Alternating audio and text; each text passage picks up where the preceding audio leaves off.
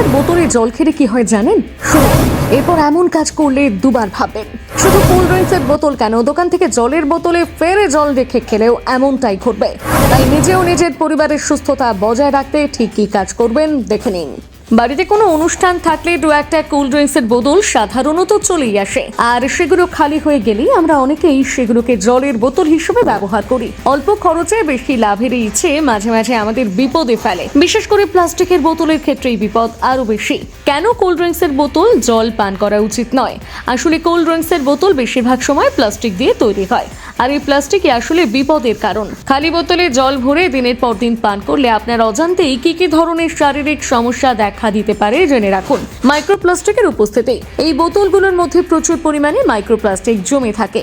এগুলো মূল বোতল থেকে আলাদা হয়ে জলের মধ্যে মিশে যায় এবং আপনার শরীরে প্রবেশ করতে পারে। মাইক্রোপ্লাস্টিক হজম হওয়ার জিনিস নয়, ফলে পেটে নানা ধরনের সমস্যা দেখা দিতে পারে। 2. বিসফেনলের প্রভাব। নিম্নমানের প্লাস্টিকে বিসফেনল নামক একটি রাসায়নিক থাকে। এই রাসায়নিক শরীরে ইস্ট্রোজেনের মতন কাজ করে এবং ডায়াবেটিস, মোটা হয়ে যাওয়া, বন্ধ্যাত্ব এবং আচরণগত সমস্যার কারণ হতে পারে।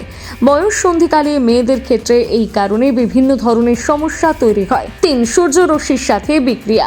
অনেকেই হয়তো জানেন না, সূর্যরশ্মির সংস্পর্শে প্লাস্টিকের বিক্রিয়া হয়।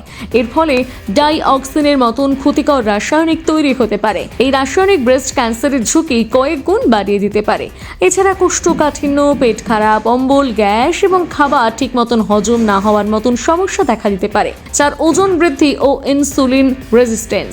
মাইক্রোপ্লাস্টিক ওজন বৃদ্ধির জন্য দায়ী হতে পারে। এছাড়াও এটি ইনসুলিন ক্ষমতা কমিয়ে দেয়, যা অকালে ডায়াবেটিস ডেকে আনতে পারে। 5 নম্বর, ক্যান্সারের ঝুঁকি। প্লাস্টিকের মধ্যে ফথালেটস নামক একটি উপাদান থাকে, এটি লিভার ক্যান্সারের কারণ হতে পারে। পুরুষদের ক্ষেত্রে এটি শুক্রাণুর সংখ্যা কমিয়ে দিতে পারে।